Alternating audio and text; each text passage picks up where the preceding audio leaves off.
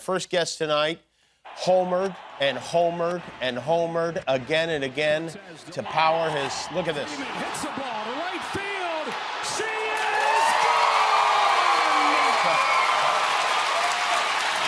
To power the Los Angeles Dodgers to an 8th World Series title. 1 million fans showed up to cheer him on Saturday. Please give a big LA welcome to the most valuable player, Freddie Freeman.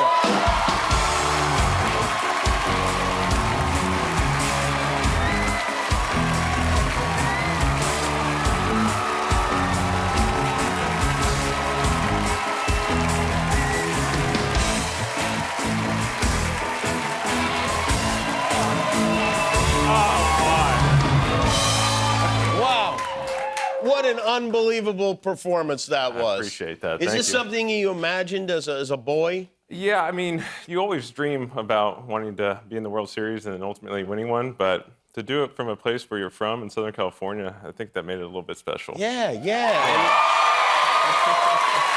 And to do it in such, I mean, it's like that description that you'd have. You know, you'd be playing wiffle ball, and you go like, okay, it's the 10th inning, it's extra innings, we're down by a run. And I have to say, I was at Game 1, and I watched what you did, which was incredible. And I want to ask you a couple things, because I was kind of imagining what was going through your brain at that time. So they intentionally walk Mookie Betts to get to you. They put him on first. The bases are now loaded. And I turned to my buddy. I said, Cleto, I said, oh, Freddie's mad. They intentionally walked Mookie. Yeah, he's mad. This is going to be good. Were you annoyed? I'm not annoyed because, I mean, if you follow baseball, once you saw them get second and third on Shohei's foul out, I kind of knew, just left on left. That's kind of the matchup. But I was replaying everything my process that I was going to go with in that moment. So I wasn't really thinking about Mookie getting walked. I was just going over my plan in that moment. You had a plan going into the at-bat. Yes. Well, I will tell you another thing. Our other pal, Jimmy, is sitting next to me. He's going, please don't swing at the first pitch. Please don't swing at the first pitch. I'm glad he was wrong. I'm glad you didn't listen. Okay, so you want to know my thought process on that? Yeah. Okay, so I had watched actually at-bats against Shohei against Nestor, because usually when Shohei walks into the box, your back's against the wall. It's most likely going to be a home run when he comes into the box. So I wanted to see how he pitched to Shohei, and a lot of cutters and sliders away. So I was like, you know what, I'm just going to move my sights closer to me and try and be on the fastball, because if I'm on the fastball on the inside part of the plate, I won't swing at the cutters or sliders away. And he threw it right where I was looking. He sure did. Is this?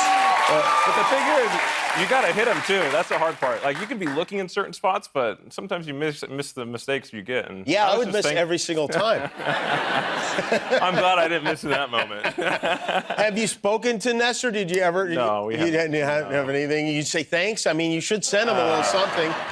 I don't know how to go about that one. A fruit basket would be nice. I think that is the appropriate gift. And then you guys have the big. What did you guys do to celebrate after the game? It's going to be a little bit of a letdown. Okay. Okay, so obviously we went on the road. We celebrate like crazy in the clubhouse, doing a lot of fun stuff. But then we actually had to fly home that night. So we left Yankee Stadium around 3 a.m., and we flew all the way home. We landed at like 9:30 in the morning. So I'm not going to lie, there was pretty much just sleeping. Pretty much sleeping. And at what point you're on this high, you just won the World Series, you're the MVP, all your like childhood dreams have come true. Yeah. You get home, do you go, oh, now I have to take out the garbage? I went trick-or-treating the night we flew home. Okay, so, yeah. you did. Yeah, so I got to get Iron Man set up, the Hulk and Spider-Man. Thankfully, my beautiful wife helped a lot. So, yeah, we went straight. Yeah. Well, yeah. It was straight into trick-or-treating. That was pretty much it. I actually met your family after the game, That's what I heard. and they were very, very excited. I can only imagine. I mean, I was excited for their excitement, really. So, okay, so you went trick-or-treating. Did you see any little Freddies? Yeah, we saw a couple. Yeah. A lot of Shoheis. Did they notice you? Did the Freddies notice you? Yeah, I took one picture with a Freddie. So, Okay, all right. That must have been crazy. It is cool. It's you don't ever think about that as a kid and growing up, that you're going to have people dressing up as you. So no, yeah. It's kind of surreal, you know, and thankfully that I was able to do something to make people happy. That's yeah, you did make people really, not in New York, you made them very unhappy. In New York, the people were displeased. Yeah, I heard it. Believe me, I heard it when I was there. I'm sure you did. Although I have to say, I do want to mention this. One of the Yankees fans, this is pretty great, this, had a sign, I don't know if you saw this during the game, Freddie, please stop. Which is... I think I hit a home run this game, so I didn't stop. No, you didn't stop at all. No. But it was nice of him to be polite. We have... that might have been the only polite person. We have a moment that I heard. with Kike in the locker room after the game. Why are you still wearing a cup? Okay, no. Now, why did he know you were still wearing a cap? I think that we all know Kike now. He's not a hugger up top. He's a hugger from here and pull you in kind of guy. I see. He He's a butt hugger, what you call. He's going to feel everything that you have. That's just, that's Kike. Besides the story being great on its own, it's so great because of what you guys went through this season, and the love from the Dodgers fans was really incredible. Not just during the World Series, but throughout the whole season. Yeah, it's special. I mean, I think everybody that kind of knows, my family and I went through a lot with our son, Maximus, getting Guillain-Barré in late July. And when I came back, that first game was one of the most special things I've ever been a part of, standing ovation by 53,000 people when I first came back. And I tried to reciprocate that love, that moment, but sometimes it takes a couple months, and 3 months later, I was thankfully able to put on a World Series to remember. And hopefully,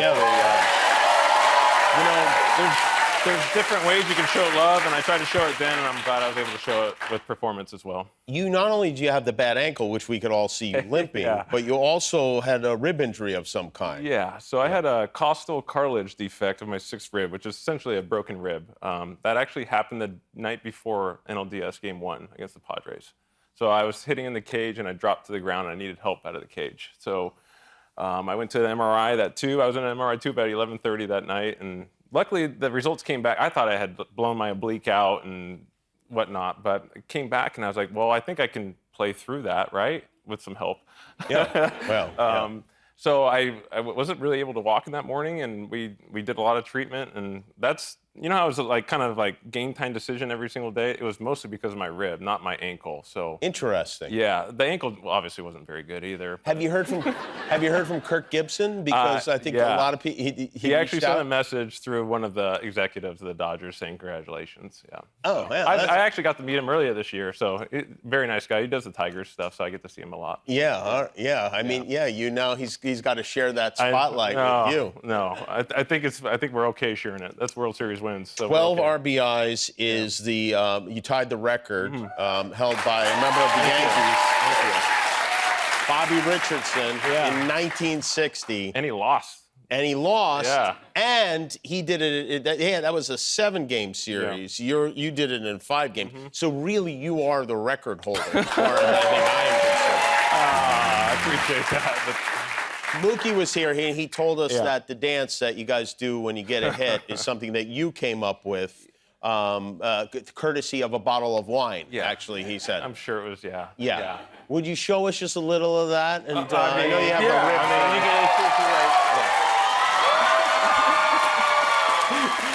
it's a lot better with a bottle of wine, I promise. You know you're going to have to do that at every wedding you go to for the whole rest of your life. On the stage in front of 53,000 people. It's a lot easier when you hit a double or something like that.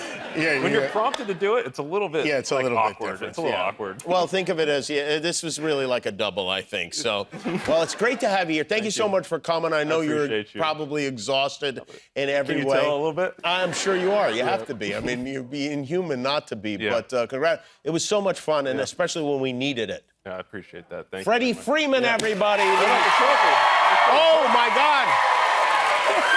How I forgot this. Oh, yeah. I got you a present.